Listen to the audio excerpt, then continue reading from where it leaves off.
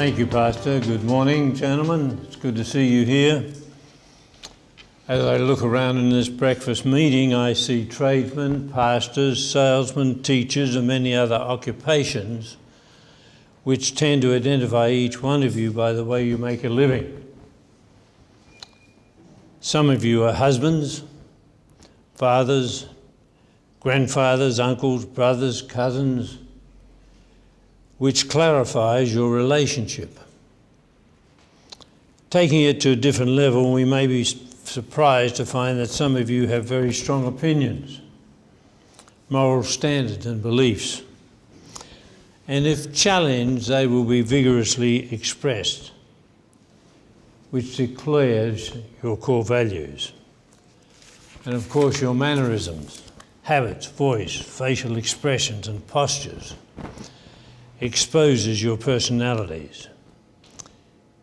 And in many ways that shows us who we are. But it does not reveal what we are capable of.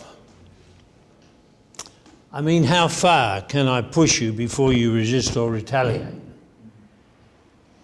It has been said that you do not know a man until you have seen him angry.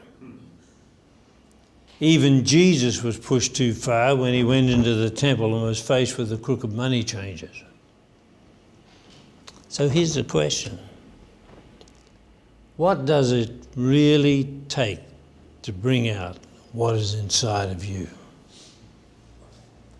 I'm not talking about your feelings or your ego, but I'm trying the best I know how to find a switch or a mechanism that has enough voltage to explode you into action. Or remove the covering that protects you so well. Now maybe you're simply content playing an actor in a theatrical role called life, and then are prepared to continue right up until the final curtain call, then you'll take a polite bow and exit. Well, I'm here this morning to tell you that you are better than that. We have a courageous heritage. The early heroes of our faith bravely stood their ground until the end. Stephen was stoned to death. James was beheaded. Philip was torn to pieces. Peter was crucified upside down. Luke was hung by the neck. They showed us what they were capable of, and they stood their ground. These are our heroes. How dare we surrender toward the outrages of our faith that we are daily confronted with and doing nothing about it? You know, sometimes at home I yearn to hear the words of Isaiah when it said, I heard a voice of the Lord saying, who shall I send? Who will go for us? And I said, here I am. Send me. They had volunteers. But today we do not hear the mournful wail of millions. We have ignored the words of the psalmist that says, refuge fails me that no man cares for my soul. As 80,000 babies are murdered by abortion every year in Australia under the name of Planned Parenthood. It's time, gentlemen, dare I say it's past time for us to shout loud the word stop. No more. Enough is enough. I mean, we see some people protesting in the streets seeking a change in what we call our moral absolutes. You know, the sad thing is that it's taking place totally void of any Christian challenge or response. And we're behaving as if we're on board a rat ship, where all the people want to get off before the ship sinks. I wonder, is there just one man here this morning who has the courage or the guts to stand in front of the law courts or Parliament House in our city holding up a bold sign saying our national shame, abortion, our taxes at work. Well, if one of you men did that, of course, the media would rush down there in a flash and the news would be televised around the world. And because that does not happen, it says a great deal about what we are not and covers up a great deal of what we could be. So I ask the question again, who are you? I know how you make a living. I know your relationship titles, and I know something about your personality. But there is one part of your persona that remains out of bounds even to yourself. And to find that, we have to penetrate deep into the inner sanctum of our very being. And maybe when the chips are down and push comes to shove, we men might explode into action. Or to our shame, our wives might have to do it for us. Let me give you an example. During World War II, when the Nazis were at the height of their power, they had difficulties trying to control the countries they had conquered. Well, why was that? Surprise, surprise. The timid office clerks, farmers, men and women of all walks of life formed fierce resistance groups. And under very dangerous circumstances, with great courage, they stifled, harassed and attacked the conquerors from within, limiting their power and creating fear. Yes, these normally quiet, timid people did what they were capable of. Now, what about us? You see, I know many of you. You're good men. But I'm sure if someone physically attacked your family, I have no doubt that you would fight them off with all the venom and violence of a tomcat. And to be justifiably aroused to do that, because when pushed, you expose and act what you are capable of. And yet here we are as Christian men, we tend to remain passive and silent against the threats to our faith and discard the greatest currency we possess, which is the conditioning effect our words and actions have on other people. Gentlemen, invisible, silent resistance does not work. But if you really believe your spirit has dried up and died, then you need to know there's no prothesis for an amputated spirit. We can't rekindle something that isn't there. And in response, you may say, I still have fire in my soul. Well, the question is, does it keep anyone warm, or do they just observe the smoke?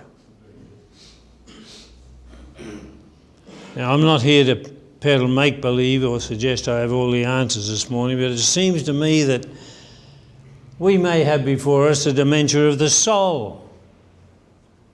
We're forgetting who we are. As a group of men, if we cannot or will not become united in agreement and clarity relating to attacks upon our faith, we are doomed. We're doomed to be forgotten cause and not worthy to claim the word Christian. It's useless, the way we're behaving. Throwing slogans at problems that have never been fully segregated and quantified, then expect things to change, when the simple logic tells us that if we want change, then we must first change. Now, I'm getting a bit shaky. I have fits from time to time, and they're not very nice. So I'm not sure how many more of these meetings I'll be able to speak at. So if I get a little anxious and a little pushy, it's because whether you like it or not, or agree with it or not, the simple fact is, and God help us, you are our future. You are God's rescue squad. This is not a dress rehearsal. This is the main event. Now, it takes a lot of courage to let go of the past inaction and failures, but I'm not just making a call to arms. This could be the only one that will really matter. And if you respond, it will validate your manhood. I read a lot of history. And one of the great legendary Sparta warriors said, "A city is well fortified which has a wall of men instead of bricks." You men are the protective wall of our city. And only with your permission or defeat can the enemy take control and steal our heritage. Adelaide was once called the city of churches. It's up to us to restore it. And if we're going to do that, we need to snap to attention, sound the bugle, beat the drums, clash the cymbals, ring the bells, strike the colours, and prepare for action. Because each man here this morning has the capacity to lead the charge.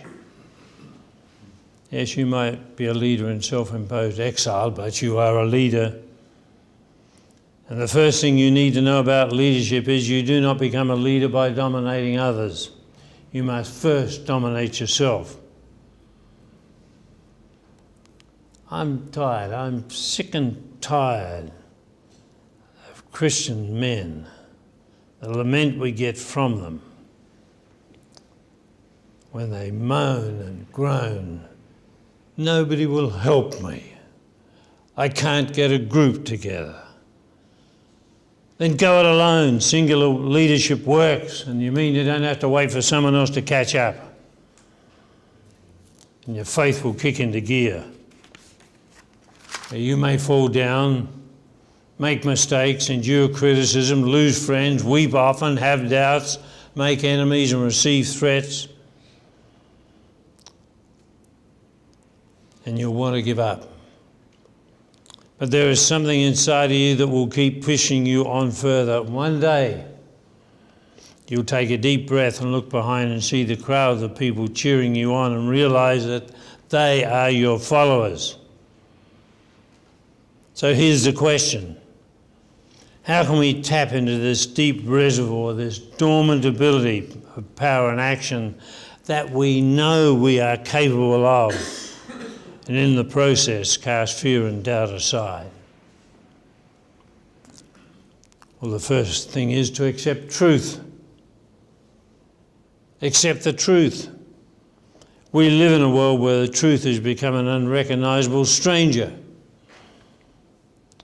But as Christian men, we know that truth feeds the soul, it stimulates the intellect, it directs the imagination, is the basis of all moral law. And the Bible tells me the truth will set me free. No more variables, no more conflicting arguments. I finally face the real me. I've often jokingly suggested that there is an 11th commandment, because I think I know what it would say. Do not kid thyself. Do not kid thyself. Most of us exist in the basement of our lives, or a world of make-believe. Yet we all know that deep inside of us there is something significant waiting to be released.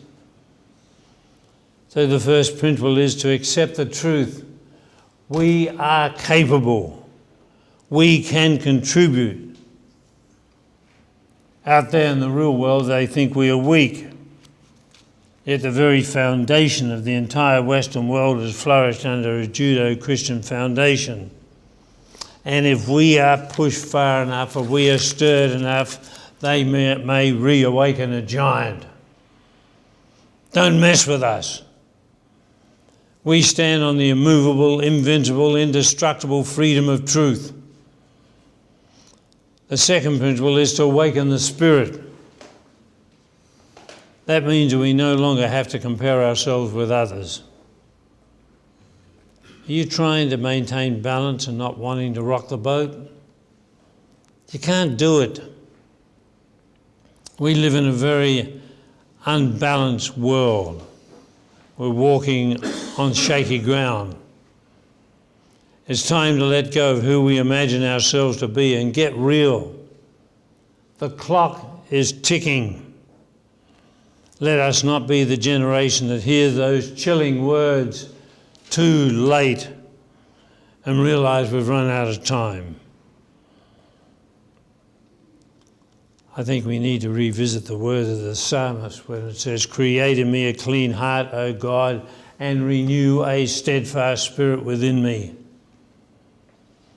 Oh, gentlemen, the Spirit is the energizer, the driving force, the hustler, the accelerator, the great incandescent flame, the joy, the searchlight, the uplifter, the comforter. And if you think you're getting in over your head, you just need to stretch and stand a little taller and rise above it. Get your spirit right. The third principle is willpower, which determines the integrity of the soul. It's a working out of truth, the fire of the Spirit, the evidence of promise, the sustenance of faith, the joy of life, the hope of all mankind, and the sweet, merciful breath of God. Now, if we think about it and combine the truth with the Spirit and willpower, you will set your soul free. And you'll create a power force without fear. And in the words of St. Thomas Aquinas, he says, the soul is known by its action.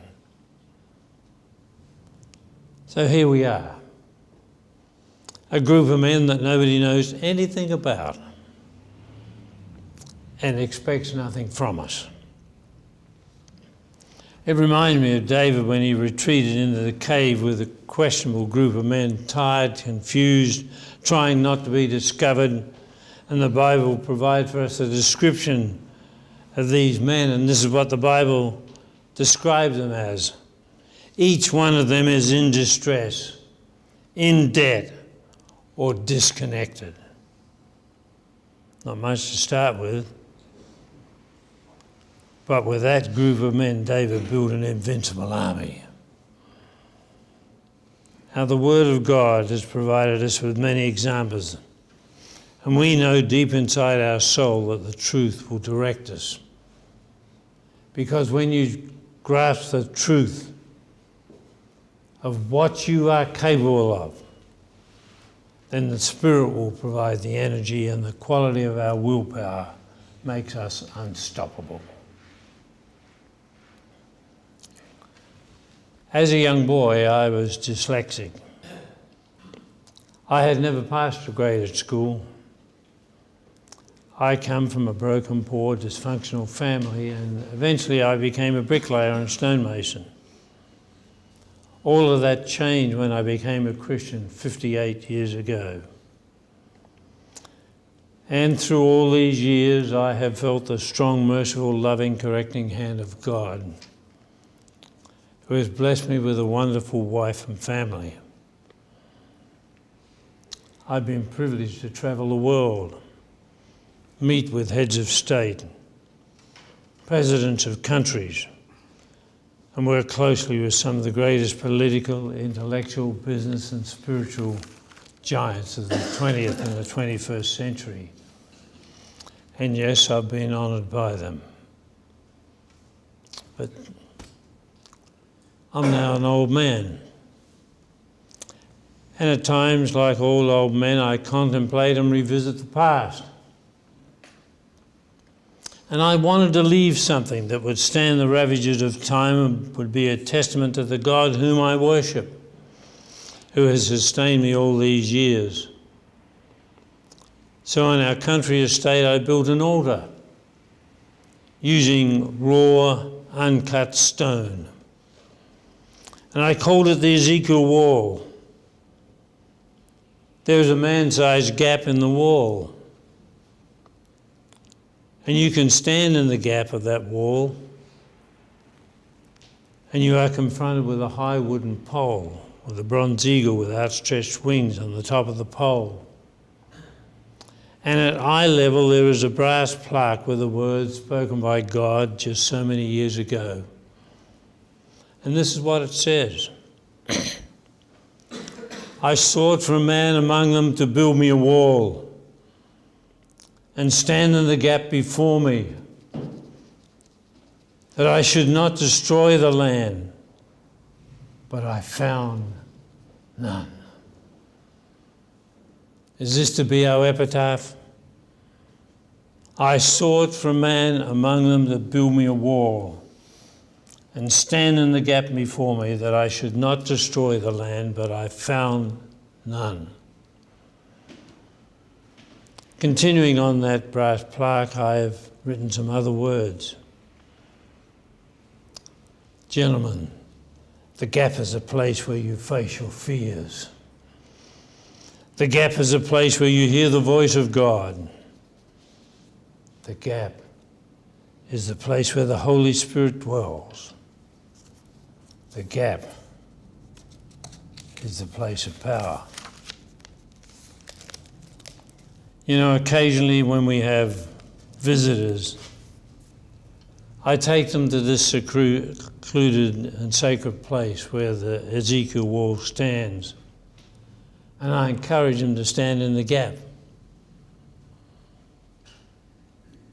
Do you understand what you are capable of and what's inside of your soul waiting to be released? Is it to be a defender of the faith, a restorer of the breach, a warrior, a hero, brave heart, a leader, or maybe start a resistance group here in Adelaide? You are capable, gentlemen. The question is, will you stand in the gap? God bless you.